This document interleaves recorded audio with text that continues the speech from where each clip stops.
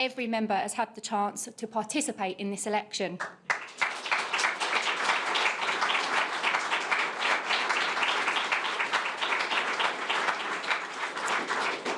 I want to thank CES for delivering a fair and efficient ballot. And I want to thank you, our members, affiliates and trade union colleagues, not just for engaging in this process in such good spirits, but for the work that you do for the Labour Party week in and week out. It was your hard work that turned the Labour Party around after 14 years in opposition. It's because of you we are cutting waiting lists, delivering great British energy, rolling out free breakfast clubs in schools, and taking forward the government's Pride of Place programme. And that list can go on and on. There will be tough days. That's the challenge that comes with being in government. But I know, because of you, every day we have the opportunity to change lives for the better. And finally, I want to give my profound thanks to both candidates, Lucy and Bridget, for the spirit of the campaign and how much you give our party every day. I look forward to working with you both over the years ahead as we work to deliver a second-term Labour government. So without further ado, I will welcome our NEC Chair, Shabana Mahmood, to announce the results.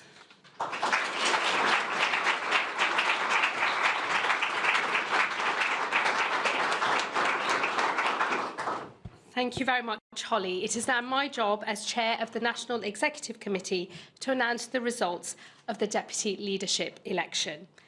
The ballot was conducted between the 8th and the 23rd of October 2025, and the results have been independently verified by Civica Election Services. The total number of eligible voters was 970,642. The total number of votes cast was 160,993. The turnout as a percentage was 16.6%, with 50 spoilt ballots. I can confirm that the election has been conducted in accordance with the Labour Party's rulebook and the procedures have been properly followed. I shall now announce the number of votes cast for each candidate listed in alphabetical order.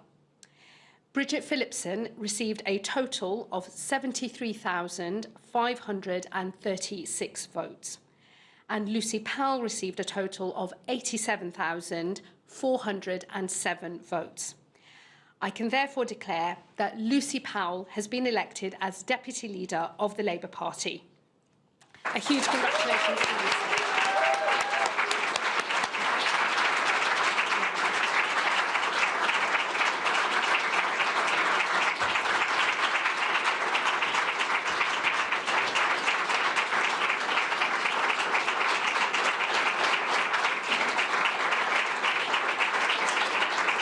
Thank you so much.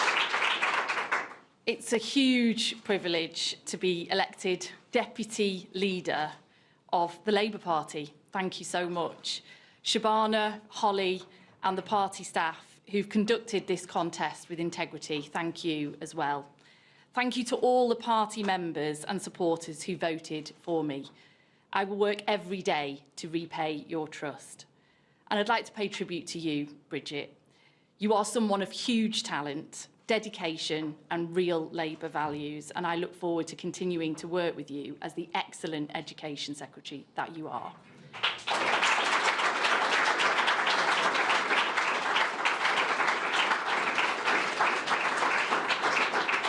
I'd also like to pay tribute to my friend Angela Rayner, who has done so much for this party and for this country, and I know she will do a lot more in the future as well. She's known for her shoes, and she leaves some very, very big ones for me to fill today. Keir, as you set out at your conference speech a few weeks ago, we are now in the fight of our lives, and we really are. Not for ourselves and our fortunes, but for the future of the country and democracy. Division and hate are on the rise, discontent and disillusionment widespread. The desire for change impatient and palpable. People are looking around, looking elsewhere for the answers, And we, as the Labour Party, as the party of government, have to step forward and take this on. We have this one big chance to show that progressive, mainstream politics really can change people's lives for the better. After all, that's the belief why most of us joined the Labour Party in the first place. And the stakes really are that high. And Keir, I am here to help you in that fight as your deputy leader.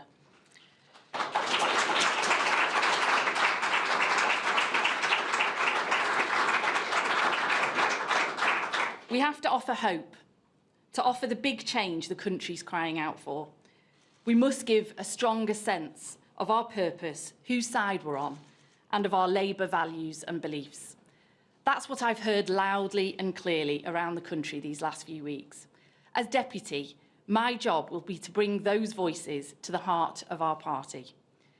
Because whilst we're doing many good things, and we just heard some of them now, people feel that this government is not being bold enough in delivering the kind of change we promised.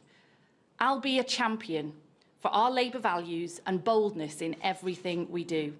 And I know that you, Keir, as our leader, you want that too, and I will be your ally in that fight. It starts with us wrestling back the political megaphone and setting the agenda more strongly. Because let's be honest, we've let Farage and his ilk run away with it.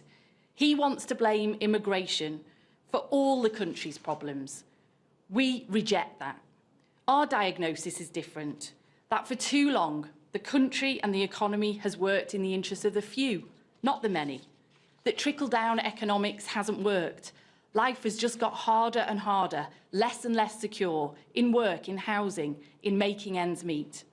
We say that the deep-seated inequalities that have widened in wealth, in regions, in class, in health, need fundamentally redressing. And that's what we're about, and that's what we're trying to fix. That's how we'll reunite our voter coalition and reunite the country. I'm here to help make that the story of this Labour government. Because that's what Labour governments do and have always done. Our story began in my home city of Manchester. Workers joined together to demand better pay and conditions, to have a say in how the country was run. Solidarity, building a lasting movement. My politics have always been shaped by being a proud Mancunian and being Labour through and through. I stand here now as a deputy leader steeped in those traditions, proud of all those things that Labour governments have achieved: the NHS, the national minimum wage, council housing, the Equal Pay Act, devolution to Scotland and Wales, civil partnerships, the Climate Change Act, Sure Start, and much more. Our movement has always been our strength. Through our members and affiliates, we're connected to our communities, to our workplaces. We're part of the national conversation. I've met so many fantastic people in this campaign, decent, moderate Labour people. We're joined together by our values and our experiences. All want us to succeed, but we need to step up. They want to see our values in what we're doing. They don't feel part of the conversation or part of the movement right now, and we have to change that. Our members and our elected representatives are not our weakness. They're our key asset, delivering change on the ground. Unity and loyalty comes from collective purpose, not from command and control. Debating, listening, and hearing is not dissent, it's our strength. As your deputy, my commitment is to change the culture to get this right. We can't waste a moment, can we, with these hugely important elections across England, in Scotland and Wales next year. The result this week shows us what task we face. We won't win by trying to out-reform, but by building a broad progressive consensus. I'll work day in and day out from day one to help us with that fight. And let me end with this. At the election 16 months ago, the British people voted for change. I'm here to do everything I can to make that change a reality. I'm here to help change Britain for the better. I'm here to serve our country, to serve our party, and to serve you. Thank you.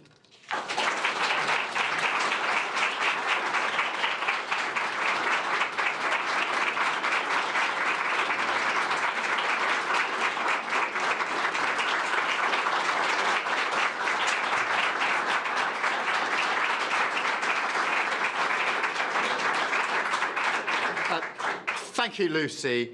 And let me start by thanking both campaigns for making this contest a constructive and honest debate about our future. The Labour Party, in my view, is extremely lucky to have been offered a choice between two women, both of whom are strong, principled, courageous campaigners. And also, it's been a refreshing and renewing experience for all of us. But now the party has spoken, and I'm delighted to start working with Lucy as our new deputy leader. And we'll get going straight away, Lucy. Because Lucy has always been a proud defender of Labour values. And that is exactly what we need at this moment. We need to come together to defend those values, values that are not just Labour values, but also British values: decency, compassion, respect for difference, optimism about the future, and pride in all the people and communities that make this country so great. And all of that is under threat. Because we face opponents now who want to wage war against it. And not just the ideas, but against the people and communities. You know, only this week, one of our political opponents called for a policy that says people who have settled here legally, nurses, pensioners, teachers, business owners, our neighbours, that they should be deported if they earn less than £38,000 a year, or if they claim any benefits, including the state pension. These are people settled here lawfully, our neighbours. And look, this week, it wasn't even Reform. This week, it was the Tories. And that is what we're up against on the right of politics. A politics of division and grievance that wants to take this great country to a very dark place. Our job, whoever we are in this party, is to unite every single person in this country who is opposed to that politics and defeat it once and for all. And that means we must press ahead with the renewal that working people need to see. Now, this week we received another reminder of just how urgent that task is. A bad result in Wales. I accept that. But a reminder that people need to look out their window and see change and renewal in their community, opportunities for their children, public services rebuilt, the cost of living crisis tackled. Renewal is the only answer to decline, to grievance and to division.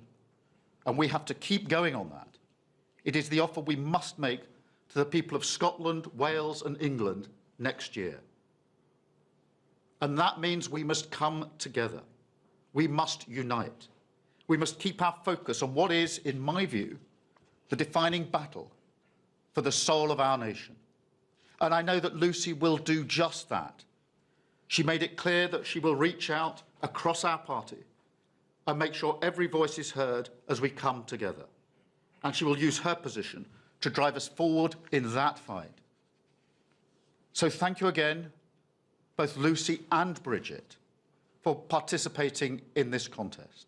It has been a great campaign, a great victory for Lucy. And now we come together to fight for Britain, for decency, for national renewal. Let's renew Britain together. Thank you very much.